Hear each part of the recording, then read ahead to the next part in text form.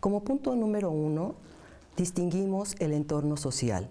La escuela es un núcleo social influida por la red social en que vivimos, en donde hay tensiones, conflictos, violencia, provocadas por problemas de desigualdad social, por diversidad cultural, por creencias diferentes, que provocan relaciones de exclusión, de discriminación, de género.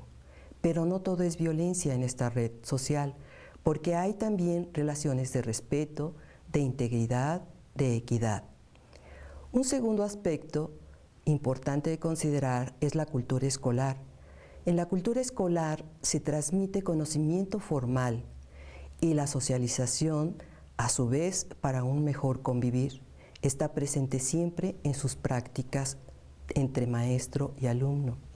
El tercer aspecto se refiere a la gestión escolar, que son acciones para lograr una mejor convivencia cotidiana.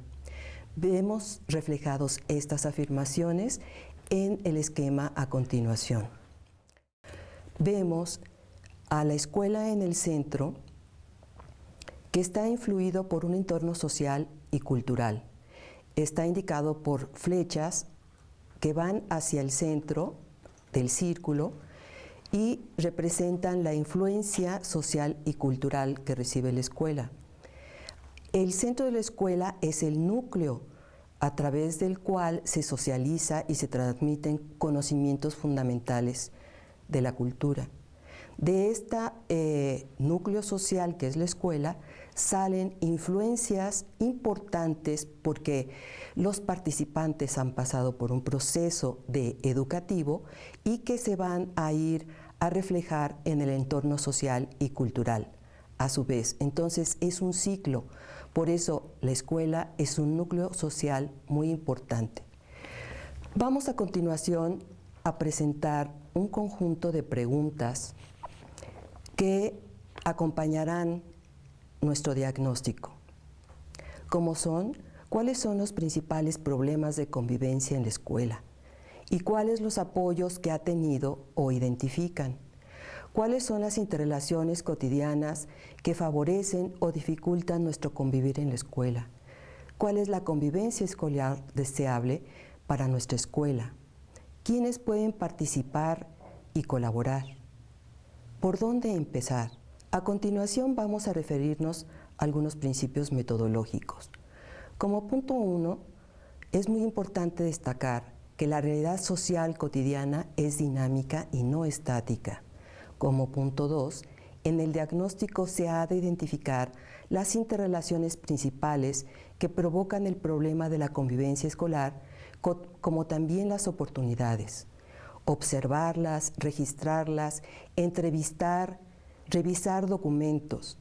Como punto 3, precisar los objetivos educativos que orientan la intervención con participación y con colaboración. Como punto 4, es importante enfocar el lugar y el problema donde se aplicará el dispositivo de intervención. El aspecto 5 se refiere a distinguir las relaciones que afectan o que benefician el foco del problema. En el aspecto 6 se refiere a las fases, y esto es muy importante, porque las fases de la intervención están constituidas tanto en el diagnóstico como en la implementación y el seguimiento, entendido como un proceso continuo. Ahora nos referiremos a la perspectiva metodológica, particularmente que hemos expuesto, particularmente en lo que se refiere al concepto de realidad social, dinámica y no estática. Es importante pensar en los principios que van a orientar el diagnóstico y la intervención educativa en la escuela, porque nos ayudan a entender la realidad social y educativa en la que estamos y vamos a intervenir para una mejor convivencia. Uno de los principios fundamentales es darnos cuenta de que la realidad social es dinámica y no determinada. La vida cotidiana de una institución educativa es dinámica porque aunque las funciones de sus integrantes están indicadas en el organigrama institucional, hay una interacción social día a día entre quienes realizan actividades en la escuela. Se comunican de acuerdo a sus funciones, pero en esa interacción están presentes sus percepciones del asunto, sus estados de ánimo, sus intereses, que generan formas de responder en su interlocutor, no obstante que la estructura organizativa escolar está dada. La institución tiene una organización, pero las relaciones de cada uno con otros provocan resultados o efectos en la vida de la escuela. Estas interacciones sociales provocan cambios cotidianos de diferente tipo, generan la dinámica social de la escuela y le va dando su contenido a la forma de convivir. A continuación, vamos a referirnos al esquema, al proceso de diagnóstico e intervención en la escuela. Es importante distinguir la palabra proceso de diagnóstico porque nos está dando la idea de no diagnósticos acabados ni de intervenciones acabadas, sino justamente de una sucesión de etapas. En el esquema que a continuación voy a exponer y que ustedes pueden ver también, está reflejada esta idea. En principio tenemos problemáticas de convivencia que podemos apreciar todos los días, pero justamente tenemos que ir a conocer, a comparar nuestras observaciones a través de un diagnóstico en el cual las observaciones se registren sucesivamente, se realicen entrevistas que nos den mayor información y se analicen documentos para identificar en el sistema escolar los aspectos tanto positivos y negativos que nos dicen dónde intervenir y cómo intervenir. Como parte de este diagnóstico se va a derivar la construcción de la estrategia de intervención tanto desde el punto de vista conceptual como metodológico. En este aspecto conceptual y metodológico es muy importante considerar el plan de estudios, el programa de estudios de educación cívica y ética, que nos da muy buenos referentes e ideas. En esta construcción de la estrategia de intervención va a estar de manera importante la influencia del enfoque de los derechos humanos y de la cultura de la paz. Y como recursos van a estar el diálogo, la mediación, los acuerdos, la agencia o gestión y la regulación que conjuntamente se puede definir y llevar a cabo por el colectivo de la escuela. Como resultado de estos procesos del diagnóstico, de la construcción de la estrategia, se va a pasar a la etapa de la intervención, en donde es muy importante ir registrando los procesos derivados conforme a nuestros objetivos, conforme a nuestros recursos y a partir de ciertas etapas en las que nos proponemos generar ciertos cambios. Estos cambios es muy importante que no solamente los observemos y los demos por entendido, sino que es importante elaborar registros donde podamos irlos anotando e ir viendo los efectos que tenemos respecto de los objetivos educativos propuestos de intervención.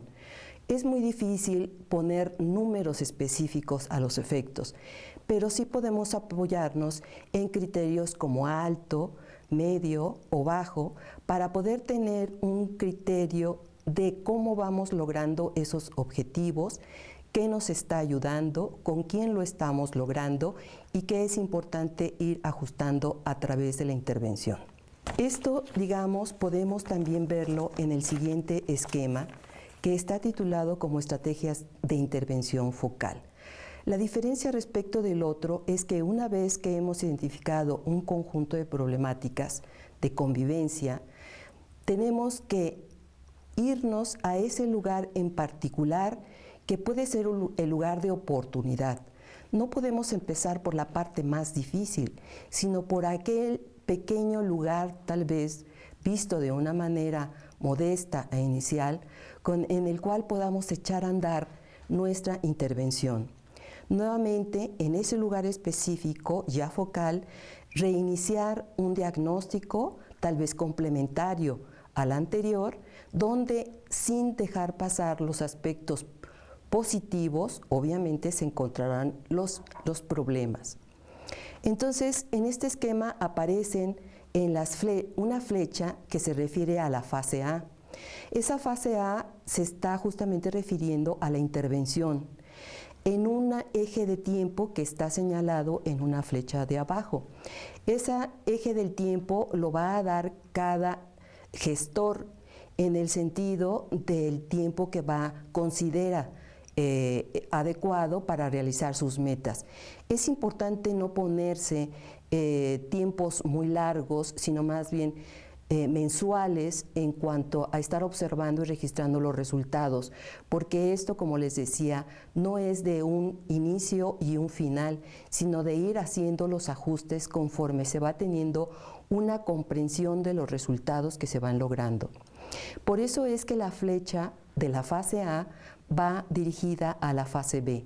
Es una flecha que viene de esta fase y que guarda una interrelación. No es aparte, es una fase B que se deriva justamente de los resultados, de los logros y de los recursos que no están siendo efectivos en la fase A. Asimismo, está señalada una fase C como ejemplo de etapas sucesivas con las que vamos logrando los objetivos y vamos ajustando nuestros recursos conforme a las metas educativas. El problema de convivencia se ha precisado por medio del diagnóstico sustentado en observaciones, entrevistas y documentos. Se ha identificado mediante su análisis los lugares, las relaciones problemáticas cotidianas que afectan la convivencia escolar, pero también se ha identificado en el análisis al personal escolar, las prácticas y situaciones que pueden participar y apoyar la búsqueda del cambio deseable. En la convivencia escolar hay tensiones y conflictos que se pueden analizar por medio del diagnóstico, cuando hay un propósito de conocerlos para gestionar participativa y colaborativamente una mejor convivencia.